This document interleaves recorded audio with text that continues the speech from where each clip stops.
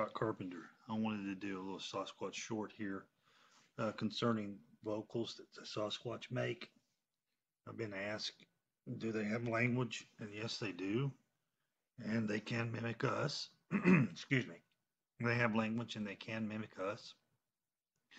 But during when I was researching heavily, on occasion I would hear or record them making other vocals. And, what are the meaning of these vocals? Don't know. But some of the common ones are jaw pops. Sometimes they'll clack rocks together. I've even recorded a growl and, and a mumbling and a rock clack together. It's kind of weird. For a long time, what I did is anytime I went into the woods, I would go out and hang up a digital voice recorder that was voice activated in a black sock and just leave it, come back and get it on my way out. Or if I was camping or something like that, I would put it out for days and then go back and get it and see what was on it. And you definitely, got the rock. There was an instance where one literally growled was growling right beside the microphone, and it was kind of creepy. And then right after he got through growling, I think it was a rock clack, but I think the two were separate. It was just, since it's voice activated, it was the next sound that was made. Don't know how long it went. I also recorded the jaw pop, which is sometimes common. I was just doing an investigation and doing my normal thing, and just heard a clack pop, and I was fortunate enough to record it. So I wanted to kind of go over a few of these vocals. That way, if you're in an area, you're hiking, you're hunting, and you hear these things, and you'll be aware, there could be a Sasquatch in the area. And let's see, I also got the vocals from the Smoky Mountains when Dave Pilates and I were together.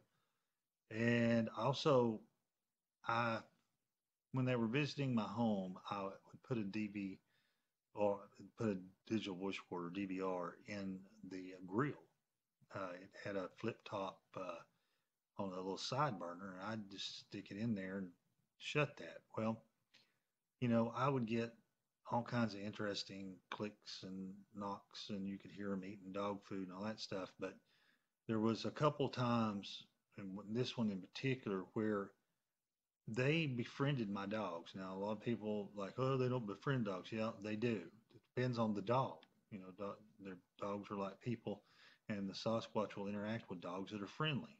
In fact, these Sasquatch began feeding my dogs and to keep them quiet. Well, we had a big dog named Gus, and he was a mix. He was a golden retriever setter mix, and he was just a big lovable dog. And the weird thing is that they were outside dogs, and in the middle of the night, you would hear them get excited like they were greeting someone they knew, like that when I come home from work, how they greet me. And of course you wouldn't hear anything, but there was one evening where Gus got excited and started barking instead of just the happy breathing and the tail wagging. And of course this barking was getting recorded, and then I heard two distinct like something shouting at him, like shut up. But of course it wasn't in English. It wasn't shut up, but it was some sort of language and something deeper and different. Shouted Gus down. And of course, he eventually quieted down after they shouted at him. But it was kind of like the Sasquatch was, telling Gus, hush, hush, be quiet. You're going to wake everybody up. And so I got those two. So let's see. I've got my little wave player here. Let's do these. These are I believe these are the ones from the back porch, 2012, the one where he's yelling at the dog. We'll play this one. Yeah, so that's one of them. And you can hear it's some sort of phrase. I don't know what, and it's in their language. And so I don't know what it is. I'll play it again.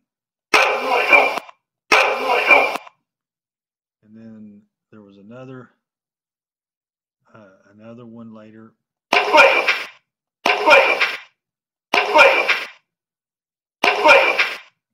So don't know what they're saying. They're obviously phrases. Shut up. But that was recorded here on my back porch, 2012, February 1st. You can see here 2 different time frames there.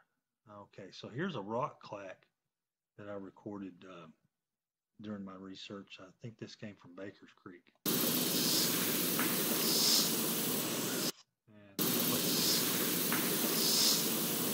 hear it, and I think that's the same one. And then here's the jaw pop, and I've got it. I had to turn it up a little bit. So this was a jaw pop, and I'll play the whole thing here. But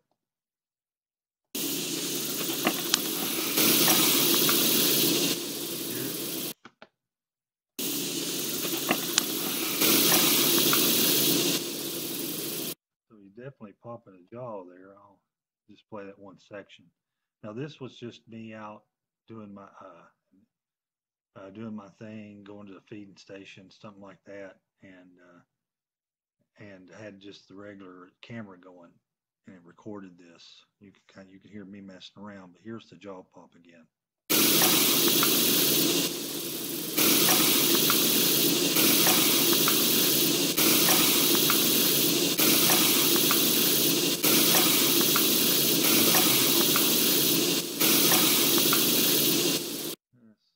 I think this is it. So, and then next here we have the, let's do, some of them pretty loud. Let's do this is me and David Pilates David had come out to this, come out here. We were doing, going around the Smokies, and we were hiking up the mountain, and there was to our left was a thicket. And it was in it was a laurel thicket, and it was in a ravine, and these Sasquatch were probably 30 yards, maybe 40 yards. They were close. We were taking a break. It was hot. It was August. Steam was rolling up. It was like a rainforest. It was literally like almost 100 degrees, and we were just soaked in sweat. So we stopped and took a moment to catch our breath. And while we were chatting, these 2 Sasquatch decided to actually begin yelling. We thought they were yelling at us, but Scott Nelson did an analysis, and he said there were 2 individuals. He believed they're yelling at each other. They're having a discussion problem. They're having a discussion about us. So here's this vocal.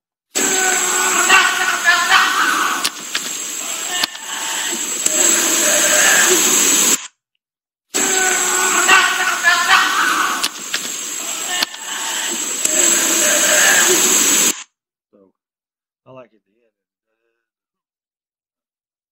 There's something like that.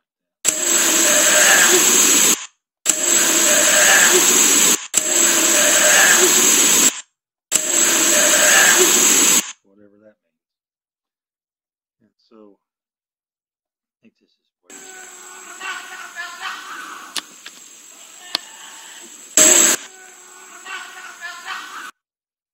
so let's go. And here's the growl I was talking about. This is creepy. This is the one where I had the sock.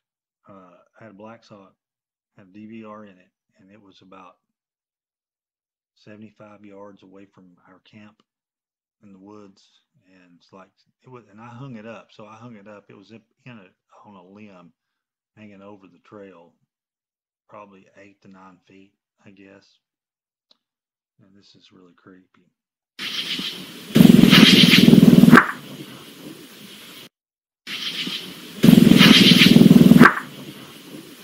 Sounds like he's a rock clack. I think it's all.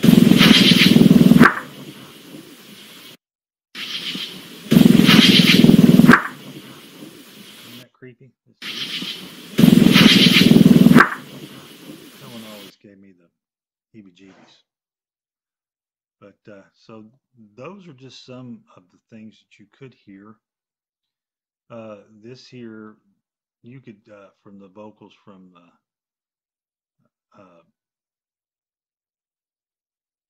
Smoky Mountains, you could classify that samurai chatter. This is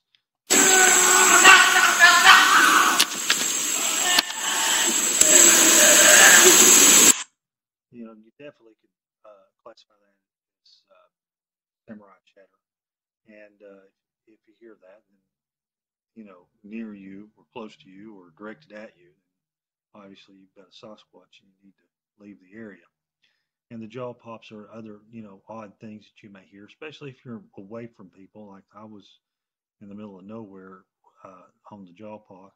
Same thing with the rock clacks. I was out in the middle of nowhere and something started clacking those rocks together, and that was the best I could get. I got close enough to get that one clack there. And of course, the ones on my back porch again, is this, and